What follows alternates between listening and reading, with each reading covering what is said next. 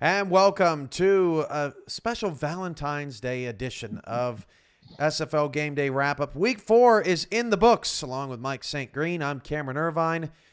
Let's just start here. Just a very quick summary. What did you love most about today on this day of love, Mike? Wow.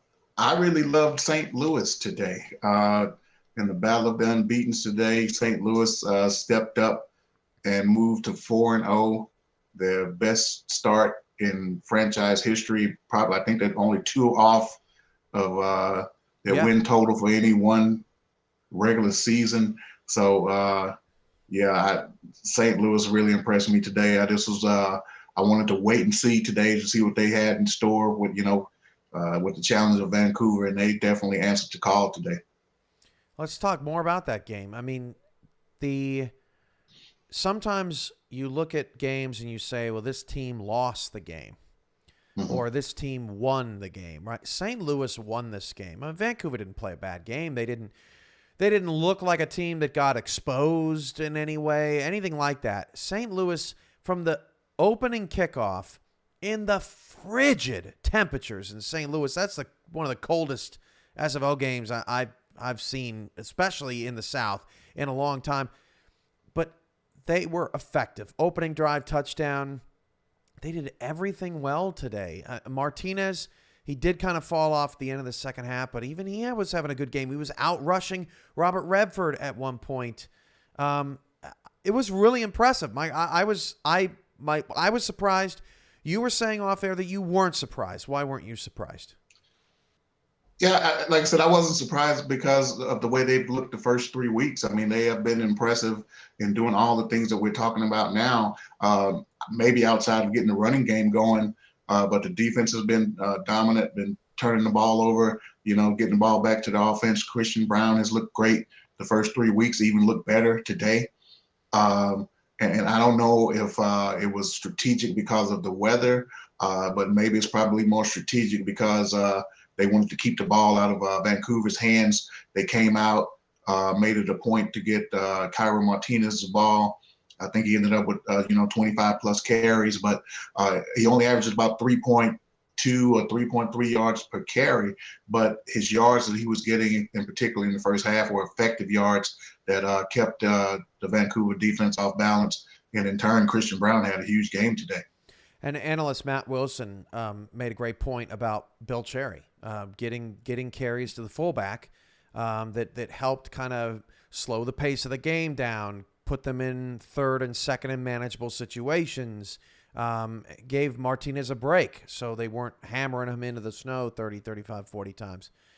So really nice game plan by St. Louis. Wow, they are 4-0. Only St. Louis and Denver are unbeaten. I don't think anybody would have had that bet. No, You would have. no, not at all. They would have won a lot of money if they would have had that bet. So that was the battle of unbeatens. Vancouver, nothing to be ashamed of. They fall to 3-1. We'll see how they look next week against Los Angeles, who also lost in week 4. 2 3-1 teams at the top of the Pacific. That is going to be a big deal. Earlier today, London was down 20-3. They came all the way back.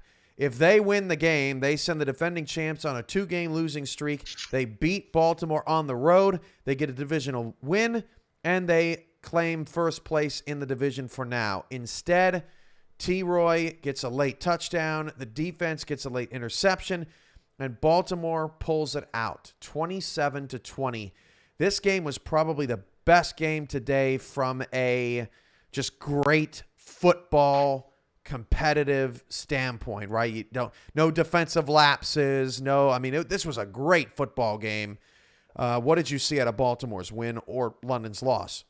Well, it was definitely a game of two halves, as I saw it. And then basically, as it played out, Baltimore jumped out early, 20-3, and then London they really looked overmatched in the first half. It's like, okay, well, the champs are looking like the champs typically do, and maybe London is not going to measure up. But the second half, I want to say late second quarter, London, that defense that they like to call the nightmare defense, they showed up and basically shut Baltimore down for the entire second half. and came storming back and tied the game. And luckily, a late touchdown for Baltimore, they could pull it out at the end. But yeah, great game today. London definitely has nothing to hang their heads about.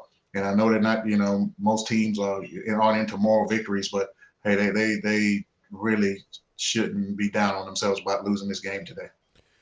Yeah, I'm trying to think of a team that's 2-2 that should feel better than London. London has lost to Mexico City by 12. Mexico City's 3-1. Mexico City only lost to Charleston. They're 3-1. And then they lost to Baltimore, and the only team that Baltimore's lost to is Denver. They're 4-0. So London's faced some really good competition.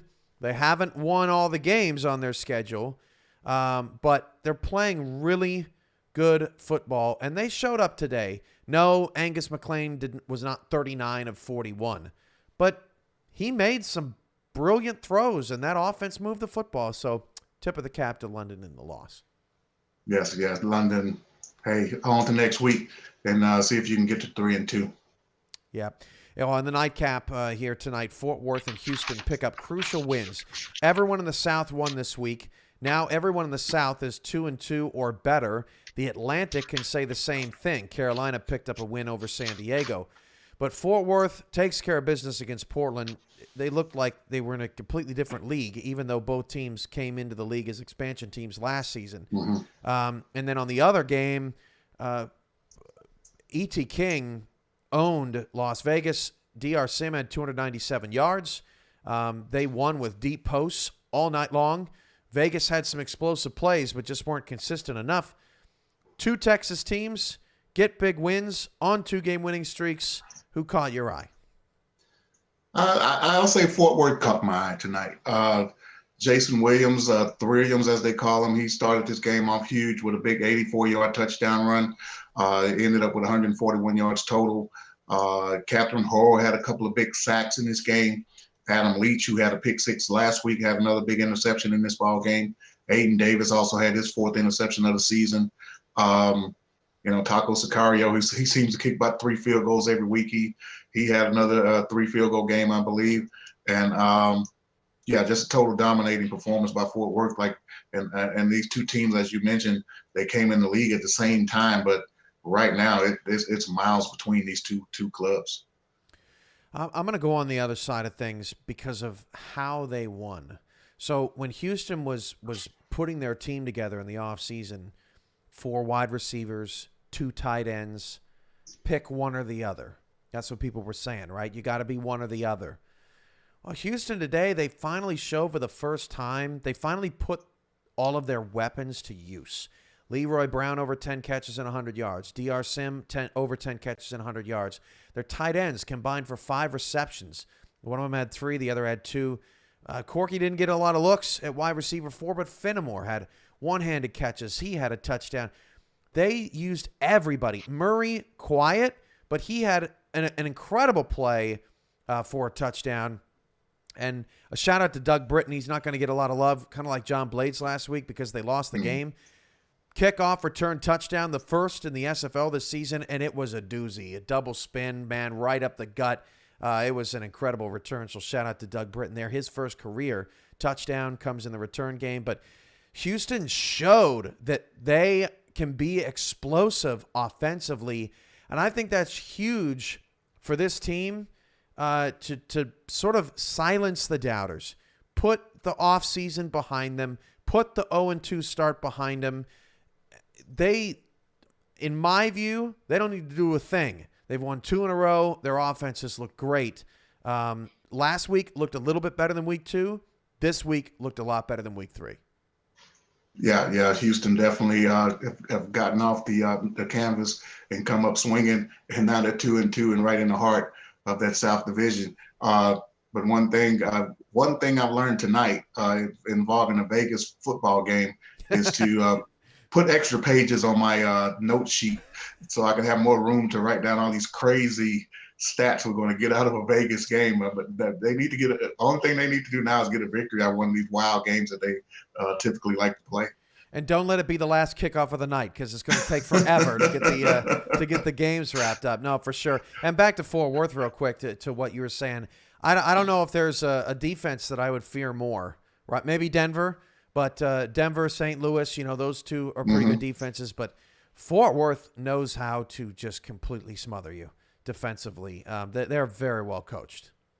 Yeah. Portland scored. They scored 17 tonight, but those points were in garbage time. What did they hold Louisiana to 7 points a couple of weeks ago? Yeah, this is a dangerous team. Now that they started hitting their stride, Cameron Curtis threw his first touchdown passes of the season tonight. So yeah, moving forward, Fort Worth, they're going to be a team to be reckoned with. I totally agree. All right, Mike, game balls for Sunday. Oh, wow. Game ball. My first game ball. I'm going to go with DR Sim. He reached his 100th touchdown for his career tonight. Actually, he got the 101 on his second touchdown and 297 yards receiving. So, DR Sim has to get the first game ball tonight. Yeah, what a way to get your 100th. I mean, he just burned the corner and he was gone, and then did a nice little dance for 101. So yeah, it was a huge night for him. I'm going to stay in that game, and I'm going to go E.T. King. Now, Mike, he had 560 passing yards tonight. Do you know what E.T.'s previous career high was?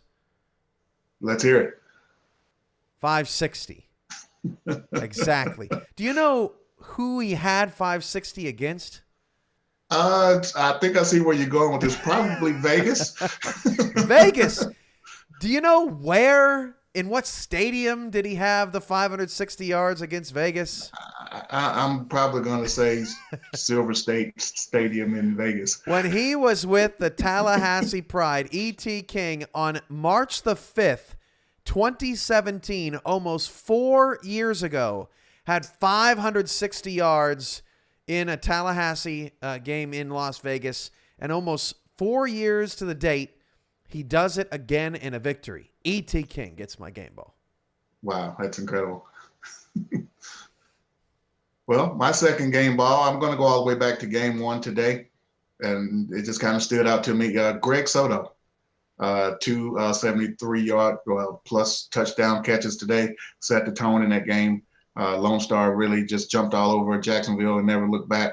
Greg Soto gets my second game ball. That's a good one. Yeah, Soto's really been lighting it up the last couple of weeks. Let's see. This is tough. Been a lot of great performances in the league this week. I'm going to give my game ball to Drew Riley. He had 3 picks last week. We highlighted him coming in. And he had an interception today, and I really thought in a game where nobody was getting stops, touchdown, touchdown, touchdown, touchdown, touchdown, right? Nobody's getting any stops. Drew Riley makes the first stop of the day. And after that interception, Vancouver really just didn't look the same. And I think it was kind of a statement to Vancouver, we're not going to play your style of game. We're not going to play this 44-37 nonsense, right? We're going to lock this down, and we're going to slow the game down, and we're going to grind you out in the cold. We're going to be more efficient than you. Forget all your high-flying stuff, right? We're going to shut it down. And I really thought that was a game changer. And when you have that coming off of a 3-interception game the week before, I think you need some love. So I'm going to give it to Drew Riley to cap things off. Yeah, that's a great call, Cam. And to be honest with you, Tom Pepper had a great, yardage game. I think he ended up with like 397 himself. But, his main targets, Brett Killian and Kendra Hall, they really didn't get involved in this game. And it was mainly because of that secondary and defense of St. Louis that did a great job against them. It was a great day of action. It was a great week of action. Week 5 begins Saturday, Vancouver and Los Angeles at 4:30 Eastern on 11 Sports, February 20th. We'll also have St. Louis and D.C., so the Gladiators undefeated going against the winless Gladiators. Don't watch out. Could be a trap game. Atlanta plays Jacksonville, and then Vegas plays Arizona. Boy, do Vegas and Arizona both need that win in the division. That is going to be a huge one. Mike, thanks for being here all week long with me, and can't wait for next week. Yeah, one game that stood out was Vegas and Arizona, both explosive teams. I'm make sure I have extra notepad for that game for all the explosive offensive notes we'll have in that one. Absolutely. And if both defenses keep playing like they are, both are going to put up 50. That's going to be a crazy game. For all of us at the Simulation Football League, this has been week 4. Thanks for watching Game Day Wrap Up, and we'll see you next weekend.